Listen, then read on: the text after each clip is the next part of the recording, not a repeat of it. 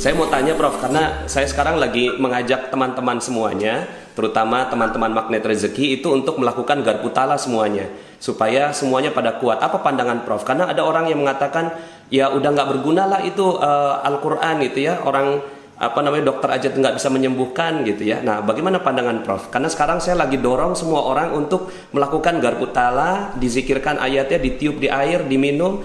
Ya mungkin Prof bisa kasih pandangan. Jadi begini, kalau kita sebagai umat yang beragama ya, ada hal-hal yang sebetulnya kalau secara pikiran manusia mungkin nggak ketemu ya. Tetapi ada satu hal barangkali rahasia Tuhan yang harusnya ya whatever lah. Dan nggak mungkin kalau saya kira kita umat beragama, kalau kita memohon ya dengan ikhlas, saya kira insya Allah dijabah lah itu doa kita. Nah, sistem garpu tala ini saya kira bagus sekali.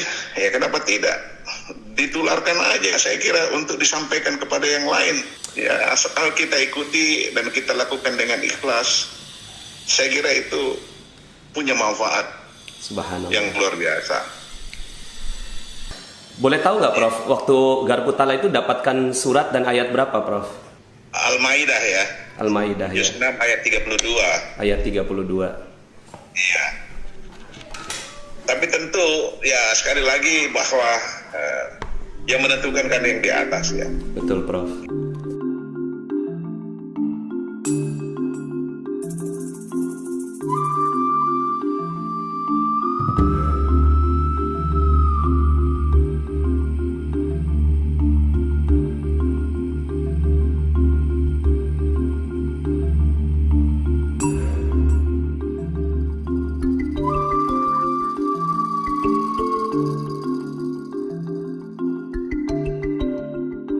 Sebab saya sebagai doktor perubatan, kita kena buat macam-macam untuk dapatkan perlindungan badan dan sebagainya.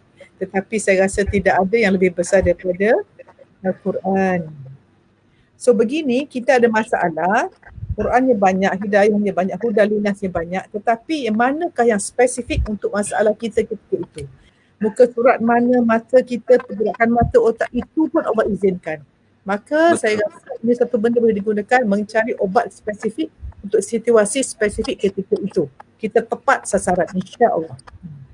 Siapa yang beriman pada Allah dan akhirat, hidup dia magical. Jadi garpu tala ini pada saya ialah kebaikan getaran roh yang bersih itu, berpandu ke kalamullah. Pak Nas, saya akan berikan teknik dari segi saintifik Pak Nas ya. Penyakit terjadi apabila agent, virus, jumpa dengan host kita berlawan. Dia bercakap kan. Jadi Pak Nas tahu bagaimana? Contohnya kalau air tadi, kita ada sel dalam tubuh, dia panggil sistem imun sel B, Bandung, dengan sel T, Penang mungkin ya. Untuk virus, dia panggil sel T. Ya. Sel T ini dia ada satu sel spesifik nama sel cytotoxic, di mana rupanya sel itu macam ada pedang, dia cocok tu virus tu. Dia membunuh segala sel.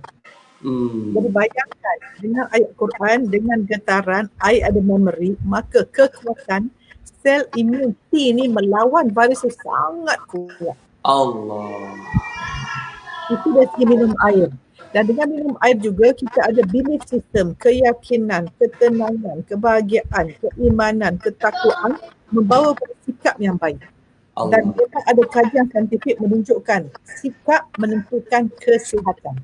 Mana Pak Nas, apabila kita berfikir baik, satu region dia panggil hypothalamus di otak kita yang mengeluarkan releasing hormone yang akan menentukan sistem sel pituitary gland, iaitu tempat di mana semua hormon dihasilkan. Maka hormon ini akan mengeluarkan, dia ada yang stress hormone, ada yang tenang hormone. Okay? So kalau stress hormone, maka efek negatif, kalau tenang hormone dia akan positif. Dan bila hormon ini pergi kepada sel yang 100 trilion sel kita ada Pak Nas, di pintu sel itu ada receptionist. Penerima receptionist ada dua, penerima negatif, penerima positif. Bila kita positif, yakin dengan Allah, yakin Al-Quran, kita selawat, kita doa, kita maafkan orang, bersihkan hati, buang segala penyakit hati, virus hati kita buang, maka reseptor yang baik itu akan menghasilkan messenger yang baik pergi kepada nukleus yang ada bahan genetik, Allah. yang ada DNA.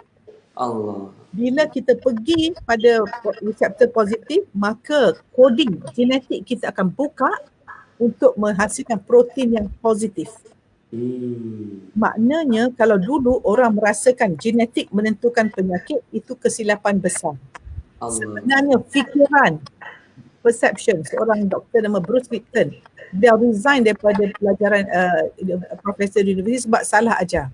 Dulu dia kata genetik menentukan penyakit, sekarang dia discover fikiran, hati, fikiran, emosi menentukan apakah genetik nak dibuka, genetik positif atau genetik positif. Maknanya genetik hanya alat, tapi penentunya ialah hati kita yang bergantung dengan Allah atau tidak. Joe Dispenza, tajuknya pasal neuroscience. Nanti saya beri tajuk dia. Ya. Okey, terima kasih.